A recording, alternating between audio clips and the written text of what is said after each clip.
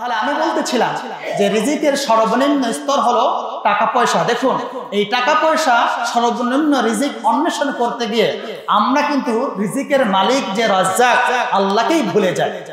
আমরা সন্তানদেরকে যারা উপদেশ দেই, আমরা মোটা দাগে সন্তানদেরকে কি উপদেশ দেই? আমরা বলি তোমাদেরকে মানুষের মতো মানুষ হতে হবে। মানুষের মতো মানুষ বলতে আবার এখানে আমরা বোঝাই তোমাকে বিসিএস ক্যাডার হতে হবে, তোমাকে সরকারি চাকরি পেতে হবে। তুমি যে বিদেশে গিয়েছো, তখন আমরা বলি ওই গ্রামের ওই ছেলেটা বিদেশে যাওয়ার পরে 10 বিঘা জমি রেখেছে 5 বছরে। তুমি বিদেশে 10 বছর যাওয়ার পর 1 বিঘা জমি রাখো নাই। যেই ছেলেটা এতদিন পর্যন্ত হালাল ভাবে ইনকাম করতো, শুধুমাত্র প্যারেন্টসের এই ফোর্সের কারণে সেই সন্তানটাই আগামীকাল বিদেশ থেকে হারাম ভাবে ইনকাম করতে সে বাধ্য হয়ে যায়। যেহেতু আমি মালয়েশিয়াতে প্রায় 11 বছরের এক্সপিরিয়েন্স থেকে এটা বলতে পারি যে প্যারেন্টসদের কারণে সন্তানরা অনেক সময় রং ওয়েতে কামাই করতে উদ্বুদ্ধ হয়ে যায়। আজকে যারা বাবারা আছেন, আমি তাদের জন্য হযরত সাদ ইবনে আবি ওয়াক্কাস রাদিয়াল্লাহু তাআলা আনহুর একটি কথা আপনাদের সাথে শেয়ার করতে চাই। তিনি বললেন, ইয়া বুনাইয়া ইদা তালাবাতিল গিনা ফাতলুবহু বিল কানাআ ফাইন্নাহা মালুন লা ইয়ানফা। হে আমার কলিজার টুকরা সন্তান, আমি তোমাকে জীবনে একটা সম্পদ অর্জন করার কথা বলবো। তুমি যদি জীবনে এই সম্পদটা অর্জন করতে পারো, জীবনে শত বাধা, শত বিপত্তি, শত অর্থ কষ্টের মাঝেও তুমি কখনোই অসুখী হবে না। সেটা হলো ফাইন্নাহা মালুন লা ইয়ানফা। আর সেটা হলো অল্প তুষ্ট একটা হৃদয় অর্জন করো। অল্প তুষ্ট যদি একটা হৃদয় অর্জন করতে পারো, জীবনে যতটুকু কামাই করো, যা থাকে না কেন, তখনই তুমি মন থেকে পড়তে পারবে আলহামদুলিল্লাহি রাব্বিল আলামিন। আর এই বাক্য যে মন থেকে বলতে পেরেছে, তার মতো সুখী মানুষ, তার মতো স্বাচ্ছন্দ্য মানুষ এই পৃথিবীতে আর কাউকে খুঁজে পাওয়া যাবে না। হযরত সাদ ইবনে আবি ওয়াক্কাসের মতো আমরা কি আমাদের সন্তানদেরকে অল্প তুষ্ট একটা হৃদয়ের দিকে উৎসাহ দিতে পারবো তো? কিন্তু আমরা নিজেরাই তো অল্পতে তুষ্ট না, সন্তানদেরকে কিভাবে দিব? আল্লাহ আমাদেরকে কবুল করুক বলে আমিন।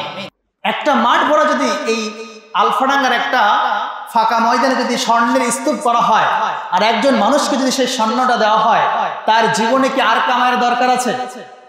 কি দরকার আছে?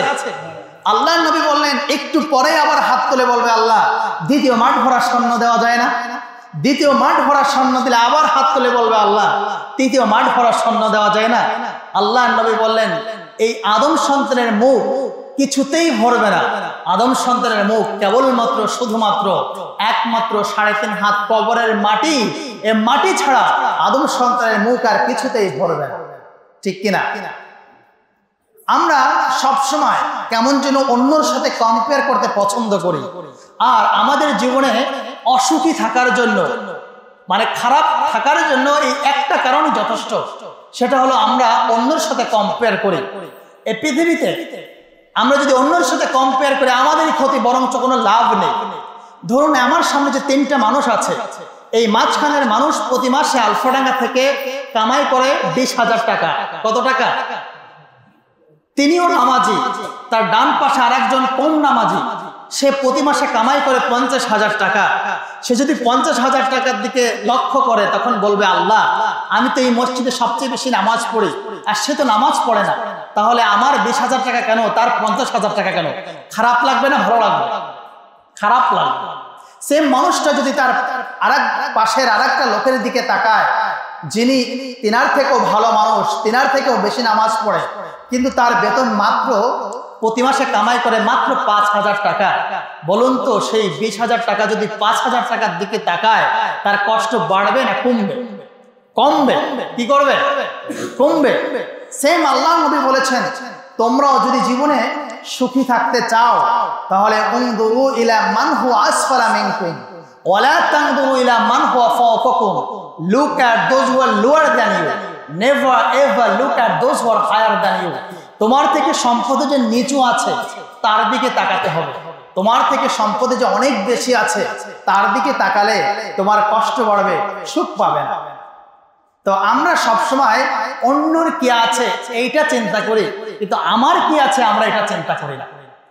এই পৃথিবীতে সম্পদ সুখে থাকার মাধ্যম হতে পারে, কিন্তু সম্পদই সুখের একমাত্র মাধ্যম নয়। আই রিপিট, এই পৃথিবীতে সুখে থাকার জন্য সম্পদ প্রয়োজন আছে, কিন্তু সম্পদই সুখের একমাত্র মাধ্যম নয়। আমি যদি আপনাদেরকে প্রশ্ন করি, পৃথিবীতে বর্তমান যে সম্পদের মালিক সবচেয়ে বেশি নাম কি? Elon Musk. এর আগে ছিল যে জেফ বেজোস, এর আগে যিনি ছিল বিল গেটস। এই যে তিনজনের নাম বললাম, পৃথিবীতে এই তিনজনের নাম আপনারা সুখের তালিকায় প্রথম, দ্বিতীয়, তৃতীয় কেউ কি পেয়েছেন? পেয়েছেন? আপনার একটা কথা বলে আমি ভালো লাগবে, পেয়েছেন? বরঞ্চ এই তিনজনের নাম বললাম, পৃথিবীর সবচেয়ে ধনী মানুষ, এই তিনজনের ওয়াইফ তাদেরকে ডিভোর্স দিয়ে চলে গেছে। এবার বলুন, ইলন মাস্কের প্রথম ওয়াইফের শাড়ি কেনার টাকার অভাব ছিল, যার কারণে তার হাজবেন্ডকে তালাক দিল। বিল গেটসের ওয়াইফের কি টাকার অভাব ছিল, যার কারণে সংসারে অশান্তি নেমে আসলো। তার মানে এটা থেকে আমরা বুঝতে পারি টাকাই একমাত্র সুখের মাধ্যম নয়, কিন্তু আমরা আনফরচুনেটলি মুসলিমরা, মুমিনরা সেই রিজিকের মালিক রাজ্জাক আল্লাহকে ভুলে গিয়ে টাকাকেই আমরা একমাত্র রিজিক মনে করেছি, আর এটাকেই আমরা সুখের মাধ্যম মনে করেছি, যার কারণে আমাদের জীবনে যতটুকু অশান্তি নেমে এসেছে। একজন মানুষের যার একটা চোখ আছে, সে যদি বলে আল্লাহ তুমি আমার একটা চোখ কেন নিলে, সেম মানুষটা যদি আলফাডাঙ্গা থানায় অনেক অন্ধ মানুষ আছে কি নাই, তার দিকে যদি তাকায়, তার যে একটা চক্ষু নাই, এই দুঃখ কি আর থাকবে? বিশ্বনবীর কাছে একজন সাহাবী এসে বললেন, ইয়া রাসূলুল্লাহ দুল্লানি আলা আমালিন ইদা আমিলতুহু ওয়া হাব্বানি আল্লাহ ওয়া হাব্বানি আন-নাস فقال ازهد في الدنيا يحبك الله وازهد فيما عند الناس يحبك الناس। একজন সাহাবী আল্লাহর নবীর কাছে এসে বললেন, ইয়া আল্লাহর রাসূল আপনি আমাকে একটা কাজ বলে দিন, যেই কাজটা করলে দুনিয়ার সব মানুষ আমাকে ভালোবাসবে, ইন দা মিন টাইম রব্বুল আলামিন আরশ আযীম থেকে যেন আমাকে ভালোবাসে। আল্লাহর নবী বললেন, ও আমার সাহাবী শুনে নাও, তুমি যদি মানুষের কাছে ভালো মানুষ হতে চাও আর রব্বুল আলামিনের কাছে যদি ভালোবাসার পাত্র হতে চাও, ইজহাদ ফিদ দুনিয়া ইউহিব্বুকাল্লাহ ওয়াজহাদ ফীমা ইনদান নাস ইউহিব্বুকান নাস। আমি তোমাকে একটা কাজই বলে দেব, অন্য মানুষের কাছে যেইটা আছে ওইটা পাওয়ার লোভ তুমি জীবন থেকে বাদ দিয়ে দাও। কিন্তু আমরা আমাদেরটা নিয়ে সুখী হতে পারি না, আমরা সবসময় অন্যটা দেখে সুখ পেতে চাই। কিন্তু ভাই আমার যেটা নাই, আল্লাহ নবী বলেছেন ওয়া আলাম আন্নামা আখতাআকা লাম ইয়াকুন লিয়ুসিবাক ওয়া মা আসাবাকা লাম ইয়াকুন লিয়ুখতিআক। তোমার যেটা পাওয়ার ছিল না, আল্লাহ তোমাকে সেটা দেয় নাই, আর তোমার যেটা পাওয়ার আছে সেইটা আল্লাহ তোমাকে না দিয়ে কবরেতে ডাকবে না। এখন বলুন যে আমরা তো জীবনে অনেক কিছু চাইলাম, আল্লাহ তোমার কোরআন বলছে ওয়াকালা রাব্বুকুম উদউনি আস্তাজিব লাকুম, আমার বান্দা যখনই আমার কাছে কোনো কিছু চায় আমি তখনই দিয়ে দেই। আমরা এখন বলতে পারি আল্লাহ এই আলফাডাঙ্গা এসে আমি 20 বছর ভাড়ার বাড়িতে থাকছি, তোমার কাছে দোয়া করলাম আল্লাহ একটা বাড়ি করে দাও। তোমার কোরআন বলেছে যখনই বান্দা কোনো কিছু চায় তখনই তো কবুল হয়ে যায়, তাহলে 20 বছর ধরে যে দোয়া করলাম কই এখনো তো পেলাম না? প্রশ্ন জাগতে পারে কিনা? আল্লাহ আমি চেয়েছিলাম অর্থনৈতিক অবস্থা যেন ভালো হয়, আমার তো এখনো দিনে আনছি দিনে ফুরাই যাচ্ছে, আমার অর্থনৈতিক অবস্থা তো ভালো হলো না, তাহলে তোমার কাছে যখনই চাই তখনই তুমি দিয়ে দাও, ওই কথার তো মিল হলো না? প্রশ্ন হতে পারে কিনা? আল্লাহ রাব্বুল আলামিন বলেন, আমার প্রিয় বান্দা তুমি যেটা মনে করো তোমার জন্য কল্যাণকর, আমি আরশ আযীম থেকে দেখেছি হে বান্দা তোমার জন্য এটা কল্যাণকর নয়, বিদায় আমি তোমাকে এটা দেই নাই। আসা আন তাকরাহু শাইয়্যান ওয়া হুয়া খায়রুল লাকুম ওয়া আসা আন তুহিব্বু শাইয়্যান ওয়া হুয়া শাররুল লাকুম আল্লাহু ইয়ালামু ওয়া আনতুম লা তা'লামুন। আল্লাহ কোরআনে বলছেন আমার বান্দা তুমি মনে করো এটা তোমার জন্য কল্যাণকর, আমি মনে করেছি এটা তোমার জন্য কল্যাণকর নয়, আর তুমি মনে করেছো এটা আমার জন্য অকল্যাণকর, আমি মনে করেছি আমি আল্লাহ মনে করেছি তোমার জন্য কল্যাণকর, বিধায় তোমার চাওয়াটা পূর্ণ না করে আমার চাওয়াটা দিয়েছি। এবার প্রশ্ন হতে পারে তাহলে চাইলাম দিল কোথায়? সম্মানিত সুধী মণ্ডলী, আমাদেরকে মনে রাখতে হবে আমরা যখনই যেটা চাই আল্লাহ 4টা ওয়েতে আমাদের সেই সবকিছু দিয়ে দেন। 1 নম্বর হলো আমরা যখন চাই যে আল্লাহ আমাকে 20,000 টাকার ব্যবস্থা করে দাও, আল্লাহ যদি মনে করেন এই 20,000 টাকা আমার জন্য এখন কর, কল্যাণ কর, আল্লাহ সাথে সাথে দিয়ে দেন। দ্বিতীয়ত আমরা যেটা চাচ্ছি যে আল্লাহ আমাকে 1 লক্ষ টাকা দাও, আল্লাহ যদি মনে করেন এখন না দিয়ে আরো 5 বছর পরে দিলে ভালো হবে। যেমন একজন মানুষকে এই মুহূর্তে যদি 1 কোটি টাকার মালিক করে দেওয়া হয়, সেই 1 কোটি টাকার ওয়েট সে সহ্য করতে না পেরে সে মিসগাইড হয়ে যাবে। আল্লাহ তার জন্য কল্যাণকর বিধায় আল্লাহ তাকে এখন না দিয়ে আরেকটু ম্যাচিউর করে আরো কয়েক বছর পরে তাকে দান করে। তৃতীয়ত আমরা যখন চাই যে আল্লাহ আমাকে 50 লক্ষ টাকার মালিক করে দাও বা 5 লক্ষ টাকার মালিক করে দাও, আল্লাহ তখন আমাদেরকে এইটা না দিয়ে রিপ্লেস আরেকটা দেন। আমাদেরকে দেখেন আল্লাহ আমার জীবনে যে অসুখটা আসছে, যে রোগটা আসছে, এটা 5 লক্ষ টাকায় এই সমাধান হবে না। যার কারণে আল্লাহ রাব্বুল আলামিন 5 লক্ষ টাকা না দিয়ে আল্লাহ 50 লক্ষ টাকার একটা অসুখ আমাদের জীবন থেকে দূর করে দেয়। চতুর্থত আল্লাহ আমাদের দোয়া কবুল করেন, তবে আল্লাহ বলছেন not in this world, I will give you on the day of resurrection hereafter. আল্লাহ আমাদের এখন দিবে না, আল্লাহ কিয়ামতের দিন বান্দা যখন বিপদে পড়ে যাবে, বান্দার যখন কেউ হেল্প করার থাকবে না, ইয়াউমা ইয়াফিরুল মারউ মিন আখি ওয়া উম্মিহি ওয়া আবি ওয়া সাহিবাতিহি ওয়া বানি, ভাই ভাইয়ের থেকে চলে যাবে, বন্ধু বন্ধুর থেকে চলে যাবে। আল্লাহ বলেন সেই দিন, যেই দিন তোমার হেল্প করার কেউ থাকবে না, ওই দিন আমি আল্লাহ তোমার দুয়ার বদৌলতে তোমার বিপদ থেকে মুক্ত করে আমি আল্লাহ জান্নাতে দিয়ে দিই। তাহলে আমাদের মুসলমানদের কখনোই হতাশ হওয়া যাবে না যে আল্লাহ আমার জন্য সবচাইতে কল্যাণকর বিধায় আল্লাহ যেটা আমার জন্য রেখে দিয়েছেন সেটা আমি পাবই, আর এটা না পেয়ে আমি দুনিয়া থেকে মারা যাব না। তাহলে আমি বলতেছিলাম যে রিজিকের সর্বনিম্ন স্তর হলো টাকা পয়সা। দেখুন এই টাকা পয়সা সর্বনিম্ন রিজিক অন্বেষণ করতে গিয়ে আমরা কিন্তু রিজিকের মালিক যে রাজ্জাক আল্লাহকেই ভুলে যাই। আমরা সন্তানদেরকে যারা উপদেশ দেই, আমরা মোটা দাগে সন্তানদেরকে কি উপদেশ দেই? আমরা বলি তোমাদেরকে মানুষের মতো মানুষ হতে হবে।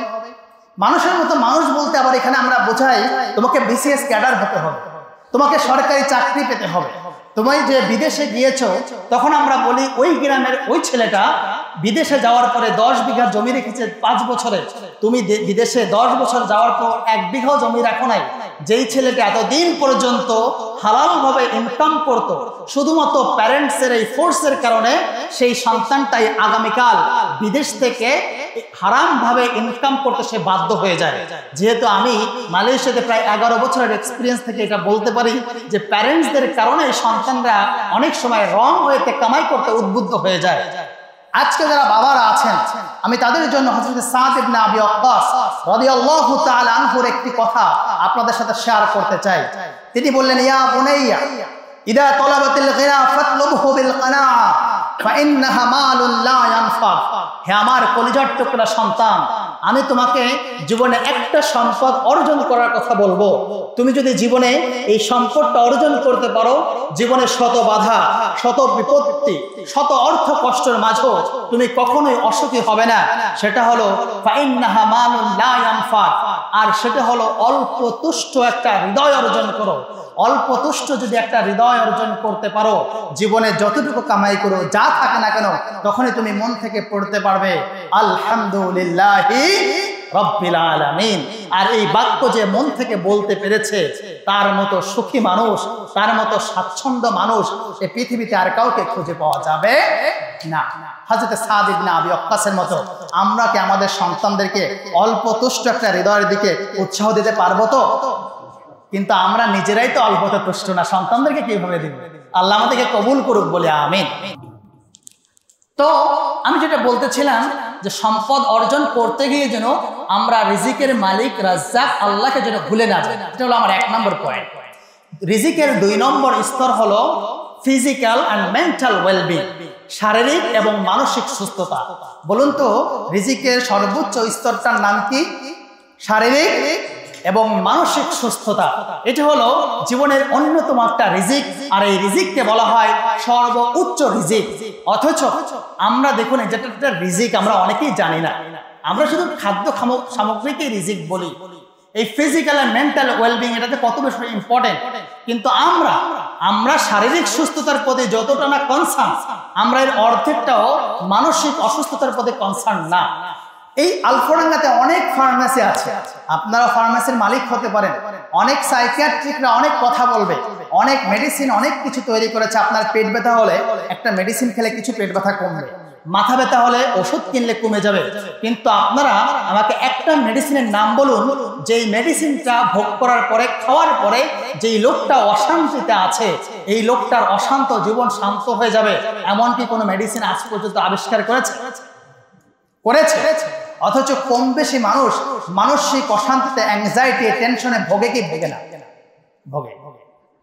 আল্লাহর নবীর সাহাবী হযরত আবু উমামা আনসারী একদিন মসজিদে বসে বসে চিন্তা করতেছিলেন। আল্লাহর নবী মসজিদে আসার পরে বললেন, আবু উমামা, নামাজ ছাড়া তো তোমাকে আমি মসজিদে দেখি না, তুমি এমন করে মসজিদে কেন বসে আছো? মন কেন খারাপ? সাহাবী বলল, ইয়া রাসূলুল্লাহ, ইয়া হাবিবাল্লাহ, দীর্ঘদিন আমি অভাব অনটনে জর্জরিত। আর একটা সমস্যা হলো আমি মানসিক রোগে ভুগতেছি, যেই টেনশন আমার অন্তর থেকে চলে যাচ্ছে না। আল্লাহর নবী বললেন, আমার সাহাবী শোনো, আমি কি তোমাকে এমন একটা কথা বলবো না, যেই কথাটা বললে, যেই দোয়াটা পাঠ করলে রব্বুল আলামিন তোমার জীবন থেকে অর্থনৈতিক কষ্ট দূর করে দেবেন, আর রব্বুল আলামিন তোমার মানসিক চিন্তাও দূর করে দেবেন। সাহাবী তো আনন্দে বললেন, ইয়া রাসূলুল্লাহ, অবশ্যই বলুন। তখন আল্লাহর নবী বললেন, তুমি প্রত্যেকদিন নামাজের পরে আল্লাহর কাছে দোয়া করবে, আল্লাহুম্মা ইন্নী আউযু বিকা মিনাল হাম্মি ওয়াল হাযান ওয়া আউযু বিকা মিনাল আজজি ওয়াল কাসাল ওয়া আউযু বিকা মিনাল বুখলি ওয়াল জুবনি ওয়া আউযু বিকা মিন গালাবাতিদ দাইন ওয়া কাহরির রিজাল। সাহাবীকে বলল, হে আল্লাহর রাসূল, আল্লাহর রাসূল বললেন তুমি এই দোয়াটা পাঠ করো। দোয়াটা কি? আপনারা কি আমার সাথে একবার পড়তে চান? পড়ুন সবাই, আল্লাহুম্মা ইন্নী আউযু বিকা মিনাল হাম্মি ওয়াল হাযান ওয়া আউযু বিকা মিনাল আজজি ওয়াল কাসাল ওয়া আউযু বিকা মিনাল বুখলি ওয়াল জুবনি ওয়া আউযু বিকা মিন গালাবাতিদ দাইন ওয়া কাহরির রিজাল। আপনারা এই দোয়াটা ইমাম সাহেব, খতিব সাহেব থেকে জেনে নেবেন। এরপরে আল্লাহর নবী বললেন, আমি তোমাদেরকে তোমাদের জীবন থেকে 5টি সম্পদ শেষ হয়ে যাওয়ার আগে এই 5টি সম্পদের মূল্যায়ন করতে বলবো। আল্লাহর নবী বললেন, ইগতানিম খামসান ক্বাবলা খামসিন, শাবাবাকা ক্বাবলা হিরামিক, ওয়া সিহহাতাকা ক্বাবলা সাকামিক, ওয়া গিনাকা ক্বাবলা ফাকরিক, ওয়া ফারাগাকা ক্বাবলা শুগলিক, ওয়া হায়াতাকা ক্বাবলা মাউতিক। 1 নম্বর বললেন, তোমার জীবনে একটা মাহিন্দ্রক্ষণ টাইম আছে, টাইমটার নাম হলো ইয়ুথ টাইম। ইয়াং জেনারেশন যাদেরকে বলি, যারা সমাজকে পরিবর্তন করতে পারে, যারা আমাদের বাংলাদেশকে পরিবর্তন করে দিয়েছে, এই সময়টা মানুষ তার জীবনের ক্যারিয়ার যতটুকু ডেভেলপ করতে পারে, বৃদ্ধ বয়সে কি এটা পারে? ঠিক এই মানুষটা যুবক বয়সে দাঁড়িয়ে দাঁড়িয়ে যত বেশি ইবাদত করতে পারবে, বৃদ্ধ বয়সে চাইলে কি সেই ইবাদত করতে পারবে? আল্লাহর নবী বললেন, জীবনের এই সময়টা চলে যাওয়ার আগে এই সময়টাকে তোমরা কাজে লাগাও। কিন্তু আমরা যুবক টাইমে কি আর ইসলাম আমরা শিখি বৃদ্ধ বয়সে। ইসলাম ভালো হয়ে যায় আমরা বুড়া বয়সে, যেই বয়সে আর অপকর্ম করার কোনো সুযোগ নাই। আচ্ছা বলুন, একজন নারী 80 বছরে সে যদি রাস্তা দিয়ে লিপস্টিক মেখেও যদি হেঁটে যায়, আলফাডাঙ্গা যুবকরা কি তার দিকে তাকাবে? নাকি দাদির সাথে বা নানির সাথে তার নাতনি 20 বছরের যুবতী লিপস্টিক ছাড়াও হেঁটে গেলে তার দিকে যুবকরা তিনি মতো তাকাবে কি তাকাবে না? তাহলে বলুন, হিজাব এটা কি বৃদ্ধ বয়সে দরকার না মানে যুবতী বয়সে দরকার? বেশি দরকার কোনটা? ঠিক আল্লাহর নবী বলেন, তোমাদেরও সাবআতু ইউদিল্লুহুমুল্লাহু ফি যিল্লিহি ইয়াওমা লা যিল্লা ইল্লা যিল্লুহু ওয়া শাবুন নাশা ফি ইবাদাতিল্লাহ। আল্লাহ তাআলা আরশের দিন, কিয়ামতের দিন আরশের কাছে 7 শ্রেণীর মানুষকে ডেকে ডেকে এনে তার কাছে ছায়া দেবেন। তার মধ্যে একজন হলো ওয়া শাবুন নাশা ফি ইবাদাতিল্লাহ, যে যুবকটা তার যুবক বয়সটা আল্লাহর ইবাদতে কাটিয়ে দিয়েছে। 2 নম্বরে আল্লাহর নবী বললেন, ওয়া ফারাগাকা ক্বাবলা শুগলিক, তোমার জীবনের যে অবসর টাইমটা আছে, অবসর টাইম চলে যাওয়ার আগে এই সময়টাকে মূল্যায়ন করতে শিখো।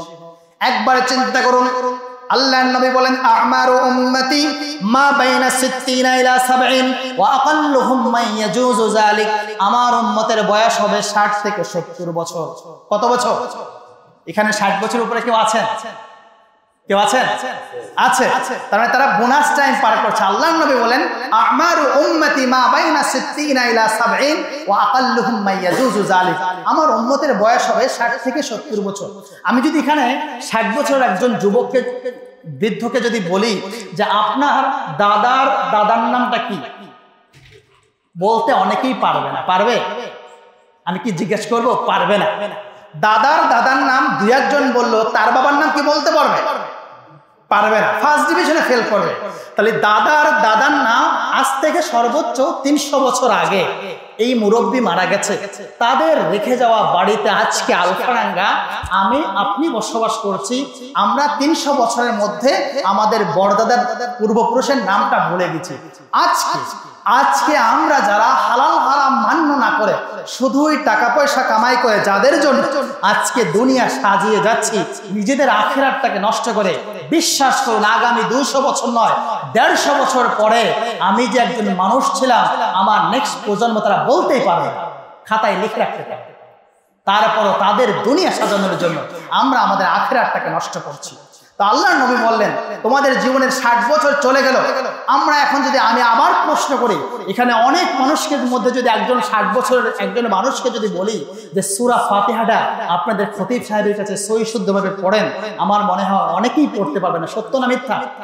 আল্লাহ যদি বলেন তোমাকে 60 বছরে একটা লাইফ স্প্যান দিলাম, সময় দিলাম, এই 60 বছরের মধ্যে 60 ঘন্টা কি সময় পাও নাই সূরা ফাতিহাটা সহি শুদ্ধভাবে পড়ার সময়টা কি পাও নাই? এই প্রশ্ন যদি আল্লাহ করেন আমরা কি উত্তর দিতে পারবো? অথচ আল্লাহ নবী বললেন 5 প্রশ্নের জবাব না দিয়ে এক কদম সামনে যেতে পারবে না। 1 নম্বর প্রশ্ন করবেন আন হায়াতি ফিমা আফনা, তোমার সারা জীবনের জিন্দেগি কোন পথে ব্যয় করেছো, আজকে হিসাব না দিলে আমি আল্লাহ তোমাকে 1 কদম সরতে দেব না। আমরা আলফাডাঙ্গার মানুষ জবাব দিতে পারবো? 3 নম্বরে আল্লাহ নবী বললেন তোমাদের যখন টাকা থাকে, তোমাদের যখন পয়সা থাকে, তখন তোমরা আল্লাহকে একটু বেশি বেশি করে স্মরণ করো। আলফাডাঙ্গার মানুষেরা, ফরিদপুরের মানুষেরা আল্লাহকে স্মরণ করে পকেটে টাকা থাকলে নাকি না থাকলে? বেশি স্মরণ করে কোন সময়? যে আল্লাহ আমাকে একটা চাকরির ব্যবস্থা করে দাও, আল্লাহ আমাকে বিসিএস ক্যাডার করো না, প্রথম বেতনই দেখবে এই মসজিদে দান করবো। আল্লাহ হয়তো বা আমাদের কথা শুনে বিসিএস ক্যাডার একদিন করবেন, যেই দিন বেতন পাবো দেখবেন পরের দিন ওই টাকা নিয়ে বন্ধুদের নিয়ে কক্সবাজার চলে গেছে, আল্লাহকে 90 ডিগ্রি অ্যাঙ্গেলে ভুলে যাবে। আর যখন চাকরি থাকে না, যখন বিসিএস ক্যাডার হয় না, এই মসজিদে এসে সিজদায় পড়ে আল্লাহর কাছে বলে আল্লাহ আমাকে বিসিএস ক্যাডার করে দাও, আমাকে চাকরির বন্দোবস্ত করে দাও। অথচ আল্লাহর নবী বললেন তাআররাফ ইলাল্লাহি ফির রাখা ইয়ারিফুকা ফিশ শিদ্দা, remember your lord in your ease time, আল্লাহ will remember you in your hard time. তুমি যদি তোমার সচ্ছলতার সময় তোমার আল্লাহকে স্মরণ করতে পারো, ভাইরা টাকা থাকলে, পকেটে টাকা থাকলে শুভাকাঙ্ক্ষীর অভাব হয় না। আপনি 20 বছর বিদেশ করে এসে চায়ের দোকানে বসুন, আপনার পেছনে লোকের ঘুরঘুর করার লোকের অভাব থাকবে না। এই 24শে জুলাইয়ের আগে, আন্দোলনের আগে যে সকল মানুষের পকেটে টাকা ছিল, আলফাডাঙ্গা বাজারে বসলে তাদের পিছনে লোকের অভাব হয় না। আমি জীবনে কয়েকবার আলফাডাঙ্গা এসেছি, কিন্তু আমার মনে হয় এটাই সিনারিও ছিল। আজকে সেই লোকদের পিছনে কি একজন কি মাসি মারার মতো লোক পাওয়া যায়? কেন পাওয়া যায় না? পকেটে টাকা নাই, তাকে খাওয়াতে পারছে না। আমরা শুভাকাঙ্ক্ষী খুঁজে পাই যখন আমাদের পকেটে টাকা থাকে। অথচ ইসলামের শিক্ষা হলো তাআররাফ ইলাল্লাহি ফির রাখা, তুমি তোমার সচ্ছলতার সময় তোমার আল্লাহকে স্মরণ করো। যেই দিন তোমার টাকা থাকবে না, যেই দিন তোমার সন্তানের তোমাকে বৃদ্ধাশ্রমে পাঠাবে, পৃথিবীর কেউ স্মরণ করবে না, ওই দিন অসচ্ছলতার সময় তোমার আল্লাহ তোমাকে স্মরণ করবে। সুবহানাল্লাহ বলতে পারলাম না? তাহলে আমরা মুসলমান সচ্ছল অসচ্ছল একজনকে স্মরণ করবো, তিনি কে? এরপরে আল্লাহ নবী বললেন, আমি যেই পয়েন্টটা বলতেছিলাম যে জীবনে অসুস্থ হয়ে যাওয়ার আগে সুস্থতাকে মূল্যায়ন করতে শিখো। কাকে মূল্যায়ন করতে শিখতে হবে? সুস্থতাকে। আমরা সুস্থ থাকলে আমরা মূল্যায়ন বুঝি না। আমরা একটু কম্পেয়ার করি। চলে যান আপনি ঢাকা প্যারালাইজড হসপিটালে, চলে যান ক্যান্সার হসপিটালে, যেই লোকটাকে ডাক্তার বলেছে আর মাত্র আপনি কয়েকদিন বাঁচবেন, ওই লোকটার কানে কানে যে বলুন যে আলফাডাঙ্গায় আল্লাহ তোমাকে 10 তলার একটা বিল্ডিং করে দিতে চায়, তুমি কি এইটা নিতে চাও, না আল্লাহ তোমাকে আর কিছুদিন সুস্থ হয়ে বাঁচতে সুযোগ দিবে, এইটা নিতে চাও? বলুন তো ক্যান্সারের একেবারে শেষ পর্যায়ে লোকটা কি বলবে? বলবে আমি আর কয়েকটা দিন এই পৃথিবীতে সুস্থ হয়ে বাঁচতে চাই। এই আলফাডাঙ্গাতে আপনারা অন্ধ মানুষ দেখেছেন না?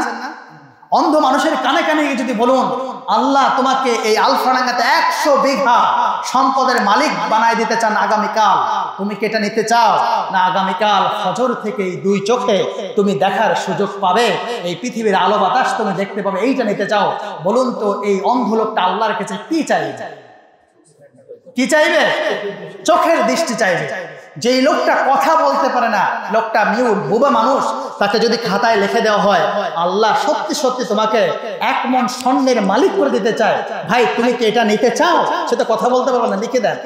আর আগামীকাল থেকে আল্লাহ এই মুখে তোমাকে কথা বলার সুযোগ করে দিতে চায়, বলুন তো বোবা লোকটা খাতায় কি লিখে নিয়ে? অথচ আমরা সব কিছু পাওয়ার পরে এই যে আমরা সুস্থ আছি, এই সুস্থতার নিয়ামতের শুকরিয়া আদায় করতে পারলাম না। আমরা মন থেকে পড়ি আলহামদুলিল্লাহ। 5 নম্বরে আল্লাহর নবী বললেন ও হায়াতাকা কাবলা মাউতিক, আর নিশ্চিত জেনে রাখো একদিন তুমি মরে যাবে। এই মরে যাবো এই কথার ভিতরে কোনো সন্দেহ আছে নাকি? পৃথিবীতে যদি একটা সত্য কথা হয় সেটা হলো আমি একদিন মরে যাব।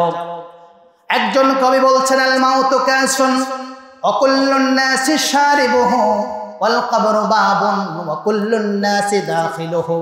এই পৃথিবীর মৃত্যুটা হলো একটা শরবতপূর্ণ পেয়ালা, যেই শরবতপূর্ণ পেয়ালা থেকে আমাদের একদিন সবাইকে পান করতে হবে। আর কবর হলো এমন একটি দরজা, যেই দরজা দিয়ে একদিন সবাইকে প্রবেশ করতে হবে। আমরা যদি বলি রব্বুল আলামিন এই পৃথিবীতে অনেক বড় বড় বিল্ডিং আছে, অনেক বড় বড় টাওয়ার আছে, আমি যদি বড় বড় মালয়েশিয়ার কুয়ালালামপুরের টাওয়ারে গিয়ে যদি বসে থাকি, আমি যদি আইফেল টাওয়ারে যদি বসে থাকি, আমি যদি বুর্জ আল খলিফা থেকে যদি সবার শীর্ষে রুমে যদি লক করে বসে থাকি, তোমার মৃত্যু তো আমাকে ধরবে না। আল্লাহ রাব্বুল আলামিন বললেন আইনামা তাকুনু ইউদরিকুমুল মাউতু ওয়ালাউ কুনতুম ফি বুরুজিম মুশাইয়াদা। মরণ থেকে যতই পালাও মরণ তোমায় লইবে গিরি, যদিও সুদূর আকাশ পানে লুকাও সেথায় লাগিয়ে সিঁড়ি। এ মহানগরে কোনো চিকিৎসক নাই, নাই সংসদ জগতে, খুঁজিয়া কাতর হইলে কি হবে, পারিবে না তাকে ফিরাতে। কেউ কি ফিরাতে পেরেছে? ফিরাউন পেরেছে, নমরুদ পেরেছে, পৃথিবীর কেউ কি পেরেছে? একজন কবি বলছেন লাউ কানাতিদ দুনিয়া তাদুমু লিআহলিহা লাকানা রাসূলুল্লাহ হাইয়ান ওয়া বাকিয়ান। If the world lasted for its people, the messenger of Allah would be alive and remaining. এই পৃথিবী যদি সত্যিকার অর্থেই থাকার জায়গা হতো, আল্লাহর পরে যার স্থান বিশ্বনবী মুহাম্মদুর রাসূলুল্লাহ সাল্লাল্লাহু আলাইহি ওয়াসাল্লাম কিয়ামত পর্যন্ত বেঁচে থাকতেন। বিশ্বনবী একটা জিনিসের কাছে ধরাশয়ী হয়েছেন, জিনিসটার নাম কি? মৃত্যু। আমরাও একদিন মরে যাব। তো আমি 2 নম্বরের পয়েন্টে বললাম যে আমাদের শারীরিক এবং মানসিক সুস্থতা এটা হলো রিজিকের সর্বোচ্চ স্তর।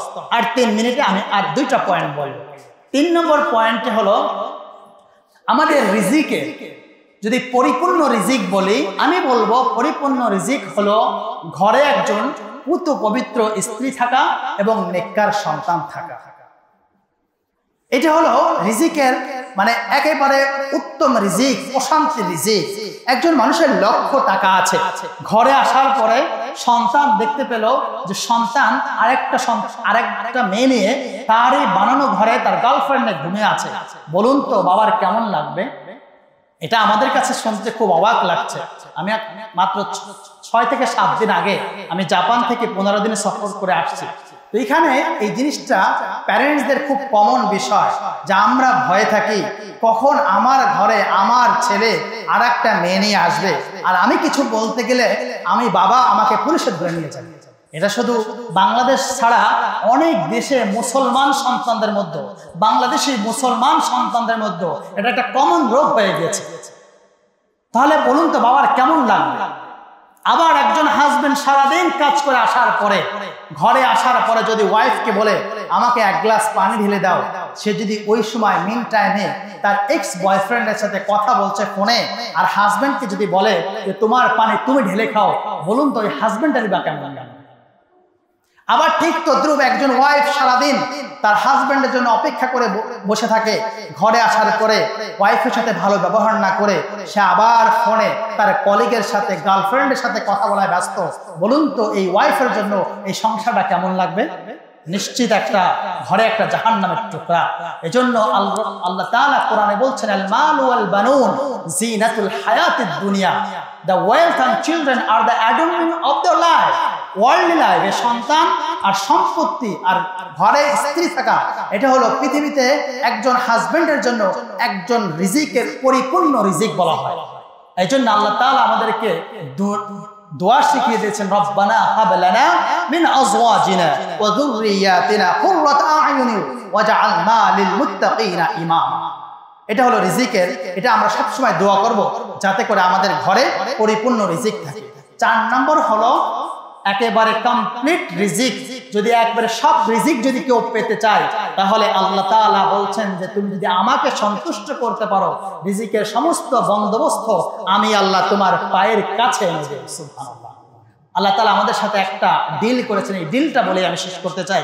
বলছেন, ইয়া ইবনে আদম তাফাররাগ লিইবাদাতি আমলা সাদরাকা গিনা ওয়া আসুদ্দা ফাকরাক ওয়া ইল্লা তাফআল মালা'তু ইয়াদাইকা শুগলান ওয়া লাম আসুদ্দা ফাকরাক ওয়া son of Adam, devote yourself to my worship. I will alleviate your poverty. I will fill your hands with the riches. If you do not do so, I will not alleviate your poverty and I will keep your hand with the busy. আল্লাহ তাআলা আমাদের সাথে একটা deal করেছেন। এই যে আলফাডাঙ্গার মানুষেরা, আল্লাহ তাআলা আমাদের সাথে একটা ডিল করেছেন। বলছেন, আদম সন্তান, তুমি যদি তোমার সময় আর তোমার অর্থ থেকে যদি আমাকে কিছু দাও, কে বলছেন? কে বলছেন? আল্লাহ বলছেন যদি কিছু দাও, ও son of Adam, devote yourself, একটু দাও, আমি আল্লাহ তোমাকে 2টা জিনিস দিব। 1 নম্বর হলো আমি তোমার অন্তরকে, হাতকে অর্থ দিয়ে ভরে দেব। আর একটু জোরে বলুন না সুবহানাল্লাহ। এই অর্থের জন্যই তো আমরা অনেকে আলফাডাঙ্গা এসেছি, তাই না? অনেকেই এখানে চাকরি করি। 2 নম্বর বলছেন আমি তোমার জীবন থেকে তোমার দারিদ্র্যের অভিশাপ আমি আল্লাহ দূর করে দেব। If you do not do so, wa illa taf'al mala'tu yadayka shughlan wa lam asudda faqra, আর যদি আমাকে বৃদ্ধাঙ্গুলি দেখাও, আমি সারা দিন সকাল থেকে সন্ধ্যা থেকে হাতকে কর্মব্যস্ততায় ভরে দেব, সারাদিন কাজ করার পরও আমি তোমার অর্থনৈতিক অবস্থা ভালো করব। কথাটা কার? তাহলে আসুন আমরা সামান্য রিজিক অন্বেষণ করতে গিয়ে যেন, রুটি রুজি অন্বেষণ করতে গিয়ে যেন রিজিকের মালিক রাজ্জাককে ভুলে না যায়। আর রিজিক নিয়ে যে কথাগুলো আমি আপনাদের সাথে শেয়ার করার চেষ্টা করেছি, ভুল যদি কোনো কিছু বলে থাকি এটা আমার জ্ঞানের স্বল্পতা। আমাদের শ্রদ্ধাভাজন উস্তাদ খতিব রয়েছেন, তার সামনে কথা বলাটা আসলেই ঠিক না, তারপরে দোয়া নেওয়ার জন্য আপনাদের কাছে এসেছি। আল্লাহ তাআলা যেন আমাদের এই কথাগুলো ফার্স্ট অ্যান্ড ফরমোস্ট আমাকে এবং দ্বিতীয়ত আমাদের সকলকে আমল করার তৌফিক দান করুন বলে আমিন। আবারও যদি কোনোদিন দেখা হয় সেদিন আরেকটি বিষয় নিয়ে কথা বলবো। সবাই ভালো থাকুন, সুস্থ থাকুন। সুবহানাকাল্লাহুম্মা ওয়া বিহামদিক আশহাদু আল্লা ইলাহা ইল্লা আনতা আস্তাগফিরুকা ওয়া আতুবু ইলাইক। আসসালামু আলাইকুম ওয়া রাহমাতুল্লাহি ওয়া বারাকাতুহু।